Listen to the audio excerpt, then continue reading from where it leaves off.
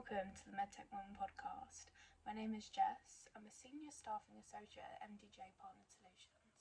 We're a staffing solutions business supporting medical device and biotech companies globally. Having worked the market for over 18 months now, I noticed a gender diversity gap, and I'm very passionate about helping women either enter the industry or really further their careers.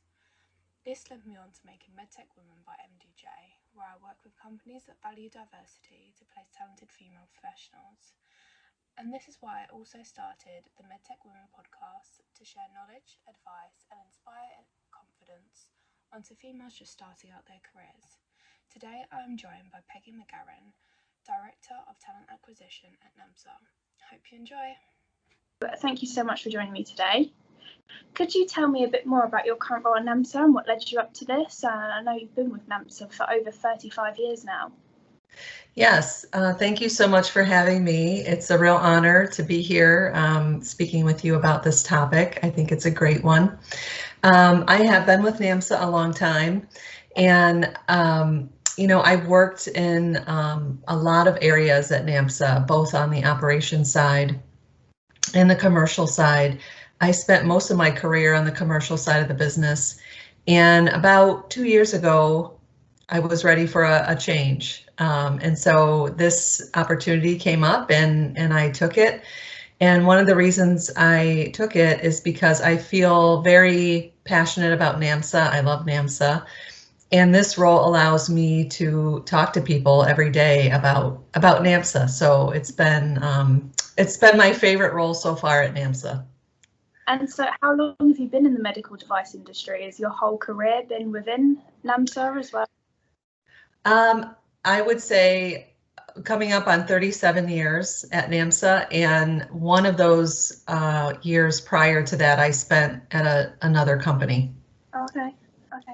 And how have you found it so far? Can you tell us a bit more about what Namsa do? Yes. So Namsa is a medical research organization, and we help medical device companies around the globe get their devices to market. So we offer services from product development all the way through clinical trials and reimbursement. Okay. And so with how much experience you do have and your time within the industry, have you seen more females in the industry over the time? Do you think there's been a change recently?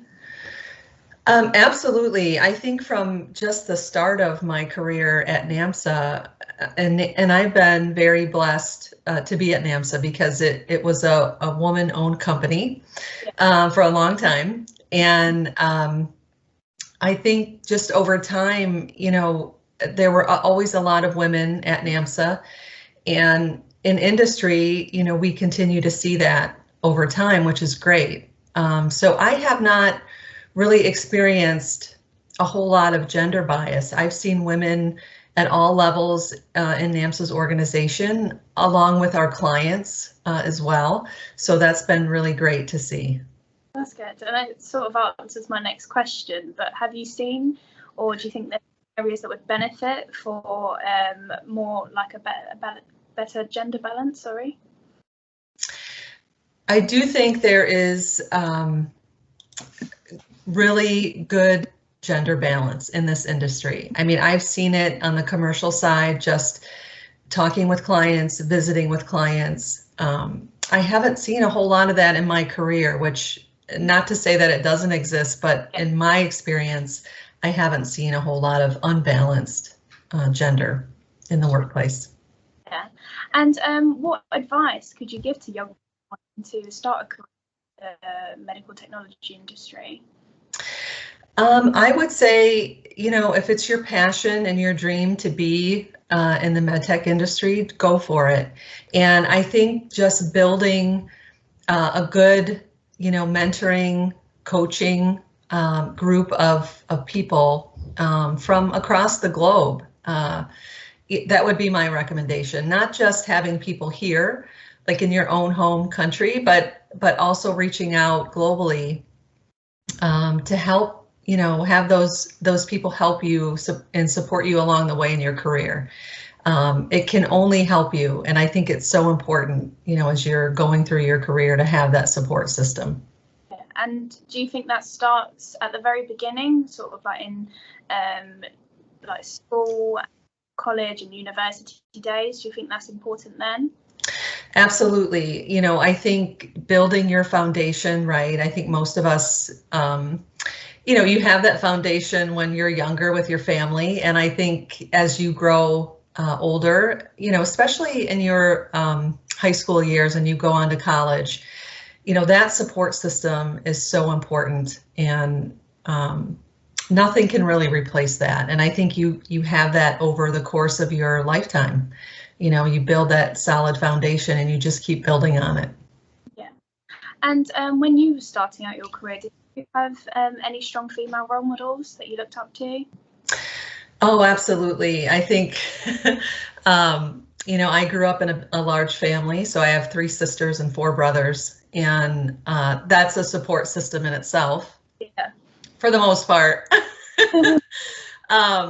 But just starting at Namsa, you know, the family that owns Namsa is just phenomenal. Like, they really, you know, helped me through my career at all points in my career. Just encouraged me to finish, you know, schooling, to continue education, to continue learning. But a lot of very thoughtful, courageous, and driven females in my career and lifetime that you still, you know, lean on whenever you have the need to.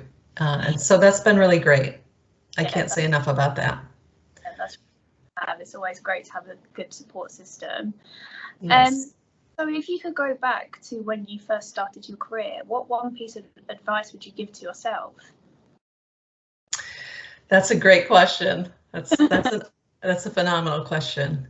You know, I would tell you my life, I don't have a lot of regrets in my life, but I think in thinking about that question, I would say, you know, pursue your dreams early and don't be afraid to speak out. You know, I was very quiet. I'm still kind of a quiet, reserved person. I've gotten way better at it. But there's no harm in voicing your opinions, you know, what you want to be, even if that changes, you know, 100 times. Yeah. Because even as you grow up and you have a career, you know, you can change, you know, that can all change because of your passion for learning, you know, and your thirst for just doing something different. So that's what I would say. That's a great piece of advice. And fantastic career at Namsa, but was always medical technology the industry that you wanted to go into? No. I think for me, I think growing up, you know, I had different thoughts about what I wanted to be. I think there were 2, and, you know, some of this might be a little humorous, but, you know, growing up, I wanted to be a nun.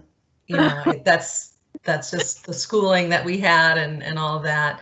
And then I thought, you know, I'd wanted to be an attorney to represent children. But, you know, sometimes those things don't work out, and that's fine. And I think it's great that it didn't, because, you know, now I have this really wonderful career with Namsa. And Namsa was close to where I lived. So when I initially interviewed, I walked there. And my parents still live really close to Namsa, still in the same neighborhood. But just getting to know Namsa and what we do, we help people every day around the globe. You know, those medical devices are so important to people. And I think all of us can attest to that with family members or people we know that have received these, you know, life-changing devices. So it's just a great feeling to know every day when you come to work that that's what you're doing. You're helping people around the world improve their health or improve their lives every day. It's always good to make a difference, and Namsa are certainly doing that. So what factors played a part into you now leading the global recruitment function? I think my just my love of Namsa and the people that work there. I think that main we've maintained those core values and that culture over time, since the beginning of time. And I think that's really rare to find in a company.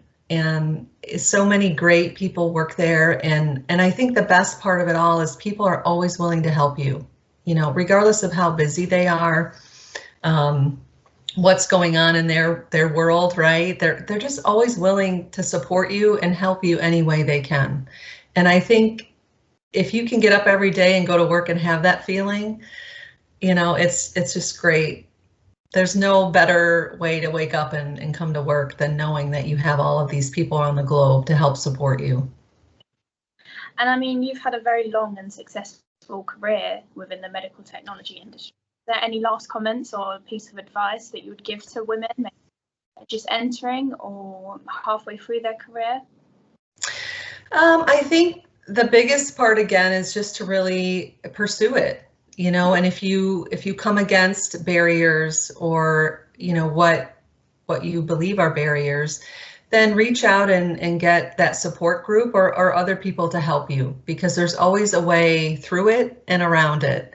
And you just have to believe that and lean on people who can really help you.